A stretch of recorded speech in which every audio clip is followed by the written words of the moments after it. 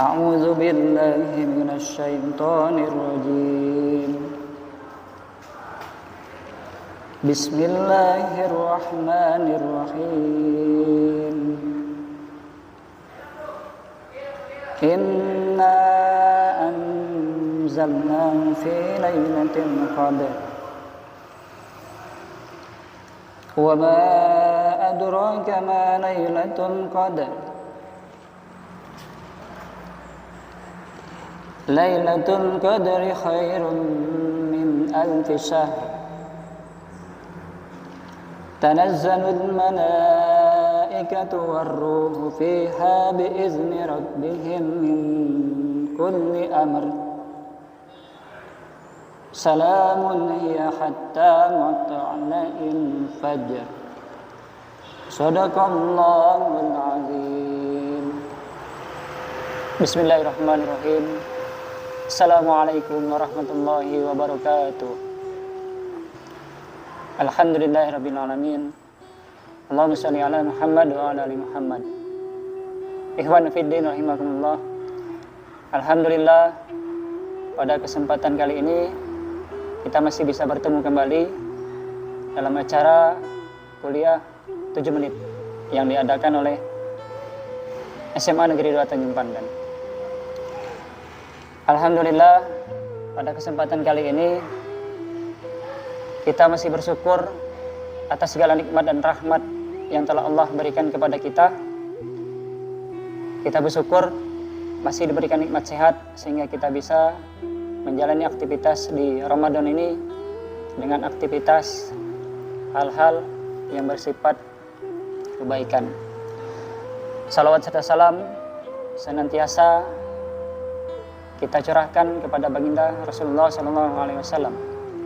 Semoga di yaumil qiyamah kita mendapatkan syafaatnya dari beliau. Allahumma amin. Baik, Bapak Ibu guru, anak-anak sekalian yang insya Allah dimuliakan oleh Allah Subhanahu wa taala.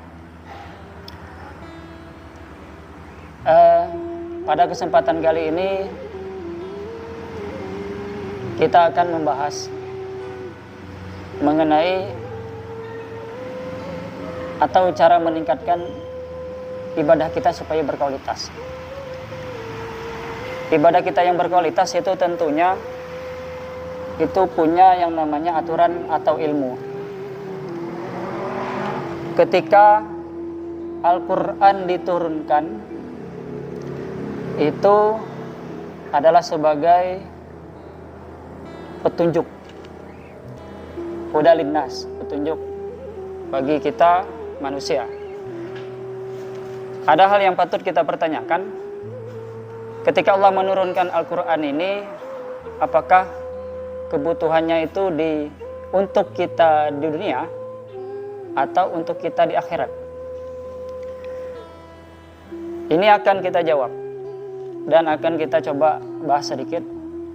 Jadi ketika Allah menurunkan Al-Quran, itu sesungguhnya Al-Quran ini menjadi petunjuk ataupun pedoman kita untuk melaksanakan segala aktivitas kita yang ada di dunia ini. Tidak terlepas itu mulai dari hal yang kecil sampai hal yang besar. Al-Quran diturunkan untuk membedakan mana itu yang merupakan perintah oleh Allah dan mana itu yang merupakan larangan. Jadi ketika kita ingin selamat untuk menuju kehidupan akhirat, tentunya dan pastinya kita harus mengamalkan isi daripada Al-Quran. Ikhwanu fiddin rahimakumullah. Surah yang pertama yang muncul ketika Al-Quran diturunkan yaitu surat Al-Iqra. Al-Iqra 1-5. Iqra artinya baca, bacalah. Jadi Allah menyuruh kita baca. Apa artinya? Esensinya di sini. Ketika Allah menurunkan surah Al-Iqra berarti bacalah, kata Allah. Sesungguhnya di sini ketika kita ingin beribadah ataupun beramal, itu tentunya harus diikuti oleh ilmu. Ilmu yang ada yaitu sesuai dengan ilmu yang sesuai dengan tuntunan Al-Quran. Di sini coba kita mengupas terkait dengan ilmu kita, sesuai dengan materi kita di matematika. Jadi anak-anak sekalian, jangan ada salah kaprah bahwasanya ilmu sekolah itu tidak ada urusannya dengan ilmu akhirat.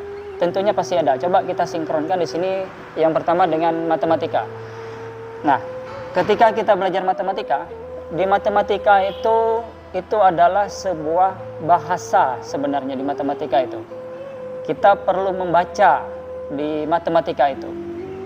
Apa yang kita baca? Yang kita baca itu adalah pola apa yang terjadi, dan ketika pola itu terjadi nanti kita akan bisa melihat atau menentukan di situ ada sebuah konsisten, sebuah karakter konsisten. Nah, ini sangat beriring dengan hadis Bukhari Muslim itu yang disampaikan bahwasanya amalan atau ibadah yang paling dicintai oleh Allah itu adalah amalan yang sedikit tapi secara terus-menerus. Nah, terus-menerus di sini itu yang dinamakan dengan istiqomah. Istiqomah itu kalau kita sinkronkan dengan matematika tadi yaitu bersifat konsisten. Ketika kita belajar itu merupakan perintah dan itu wajib di dalam Islam. Matematikawan Bapak Aljabar maupun Bapak penemu angka nol yaitu Al-Khawarizmi itu merupakan matematikawan Islam. Beliau adalah penemunya angka nol.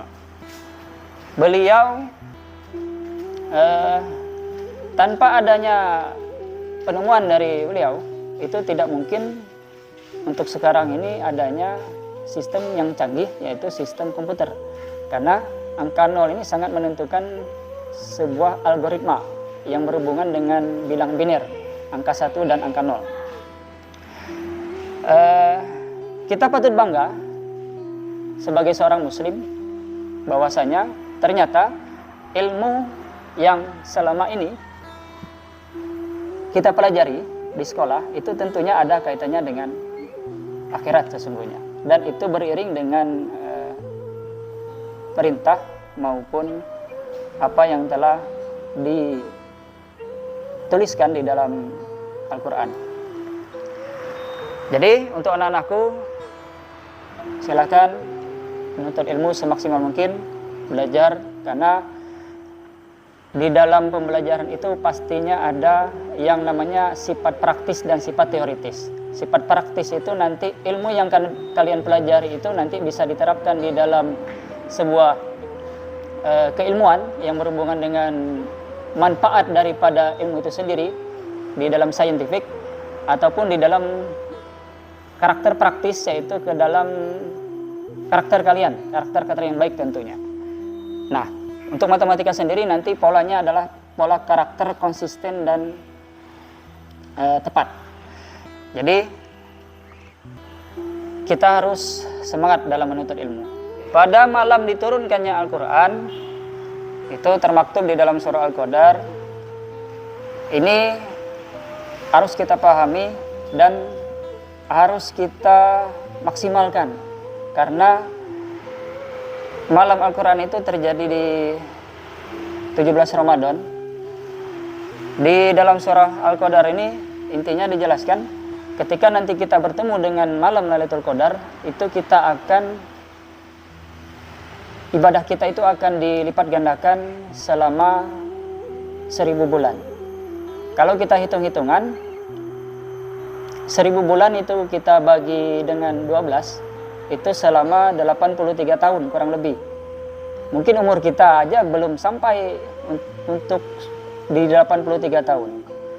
Ketika kita beramal pada malam Lailatul Qadar, kita berimpak uang sejumlah 5.000 saja, dan malam itu kita mendapatkan malam Lailatul Qadar, maka sesungguhnya kita akan berimpak itu selama 83 tahun sesungguhnya. ketika kita membaca Al-Quran pada malam Lailatul Qadar, maka sejogjanya atau kita itu akan membaca Al-Quran selama 83 tahun. Apabila kita melaksanakan sholat, maka sholat kita itu berjumlah nanti di 83 tahun. Sungguh luar biasa rahmat Allah Subhanahu wa taala. Maka dari itu, mari kita maksimalkan di sisa-sisa Ramadan ini, terutama di 10 malam terakhir nanti, karena kesempatan tidak akan datang 2 kali. Kita maksimalkan mumpung kita masih diberi kesempatan oleh Allah Subhanahu wa taala. Kita masih diberi kesempatan napas, sehat, dan nikmat iman dari Allah. Ikhwan fillah, mungkin itu yang bisa kami sampaikan. Lebih dan kurangnya mohon maaf. Bila bisa bidil haq, wassalamualaikum warahmatullahi wabarakatuh.